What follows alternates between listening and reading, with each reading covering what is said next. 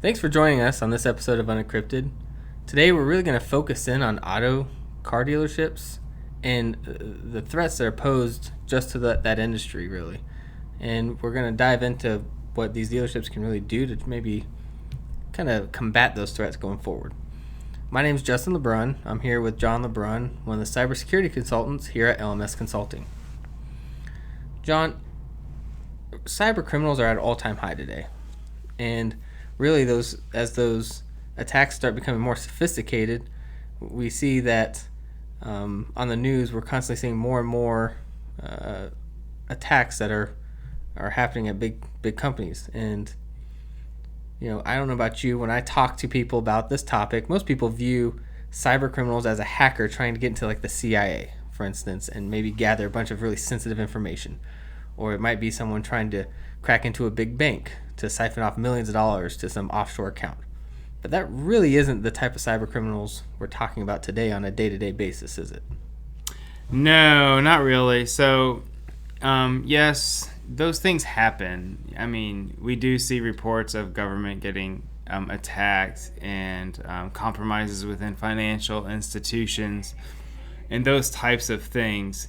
But what we're really seeing a focus on is when you start looking at smaller businesses, doctors' offices, small boutiques, things like that, and then a real big emphasis right now on the automotive industry. Well, why do you think that is? I mean, usually when we start hearing about attacks, it's because someone's hitting a big store for their credit card information, or maybe going after a bank to try to harvest bank account information. Why do you think they're targeting auto dealerships, which really don't have either of those? Well, it goes back to, you just got to look at where the data lies. So, and attackers go to where they can get the information the easiest. And so we were seeing a huge influx of attacks on financial institutions, but as their requirements for security have increased, they move away from there. And so then you look at, okay, where is the same information being held in other places? And so then you can look into the automotive industry, and especially auto dealerships who are doing financing, but the finance offices, the accounting offices, parts and service, anywhere that holds PII, which is personally identifiable information, so customer data, any company that holds that information is going to be a prime target. And right now dealerships are definitely one of those, especially since there hasn't been a strong regulation in most states. That makes a lot of sense. So if the emphasis now is switching to car dealerships, which haven't really had to deal with this as much up to this point, what can they really do to start protecting themselves? Well, so, Automotive News says that 84% of surveyed customers said they would actually not buy a vehicle from a dealership if there was a breach. And so I think it's important to take a step back and realize that the reputational damage may be more significant than just the initial remediation costs. So that's something important to understand. But so from a dealership's perspective, what they can actually put into the organization is they need to create an information security program. So, and that's really based on from starting with like a risk-based assessment, some kind of enterprise risk assessment, and then look into developing a business continuity plan, which is essentially a plan that talks about how you're going to run your information security program, how you go about remediation, how you do disaster recovery, all those types of things. And from there, start educating your staff. So security awareness training and simulations are a must. You'll be surprised at how little the staff knows.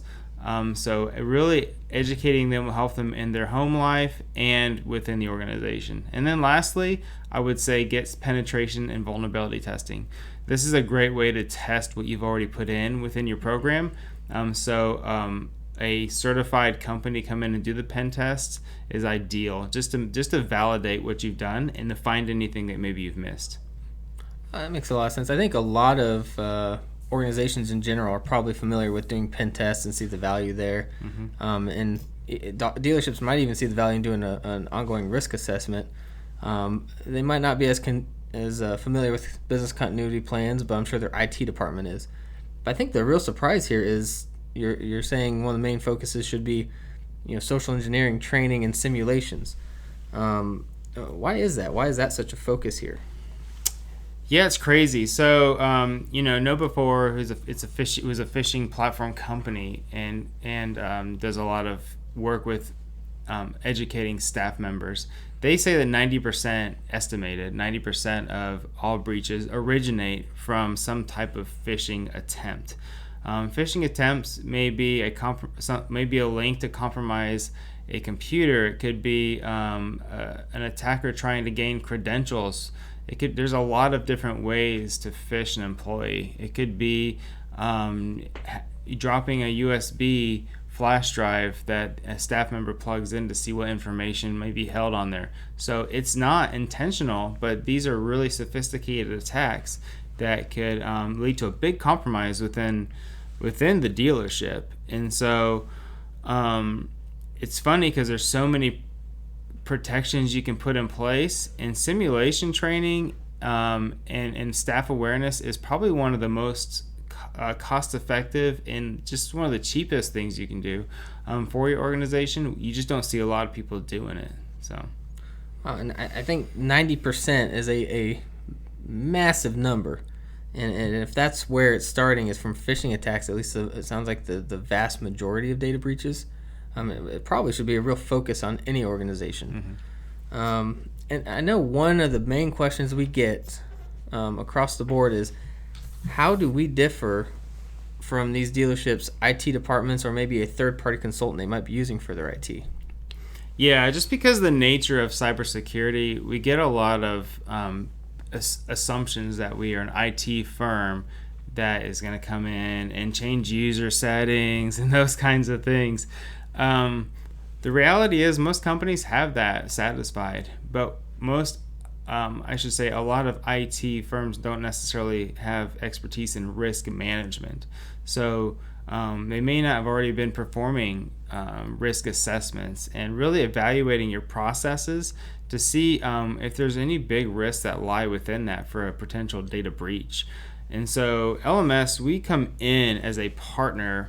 We want to partner with the IT company that you're working with or your IT department, whichever you have already established in place. And we by 100% by no means want to take over anything that the IT is already doing. We just want to complement and add that expertise, the extra layer of expertise that they may or probably don't already have in place. And then we can go in and we can talk about and show them and walk them through the enterprise risk assessments. We can look at doing penetration testing. We have partnerships that help with all these things. Staff training is a big one.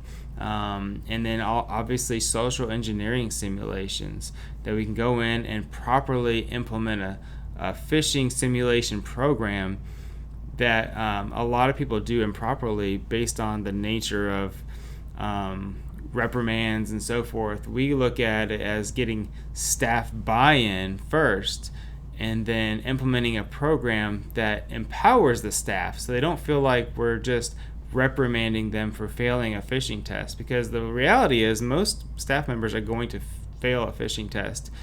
It just comes back to educating them and sort of strengthening that muscle, and then by the time we get our phishing program is well underway, you'll start to see and notice that the staff really doesn't have they're sort of, I guess you could say, fish catching muscles have strengthened, and so they start to notice these attacks with ease and report them. And what happens is over time with our program is we start to get what was a liability and kind of turn them into the eyes and ears of finding threats within the organization. So now it's a lot more of an asset than they were before. So no, I think that makes a lot of sense, and I know I can definitely see the confusion, and I know it's something we've come across before. And I've heard you use that analogy before about developing a muscle, which I think makes a lot of sense. We're all used to having to develop new habits. This is just a new habit we're trying to help them develop in terms of watching for these attacks. And I think it's important to note, like you said, and focus on, we're here to team up with the IT department. LMS wants to team up with their current IT to really just add that extra layer of awareness or that extra layer of security where we're empowering the people to kind of work alongside their current IT infrastructure. Amen. And I think that's great. And I really appreciate you taking the time to sit down and provide some of these insights into the industry and what's going on. And I thank you all for coming and joining us today on this episode of UnEncrypted. I really hope everybody was able to take a piece of information or two that will really help them going forward. And I'm looking forward to talking to you guys again, and I hope you can stay tuned for future episodes.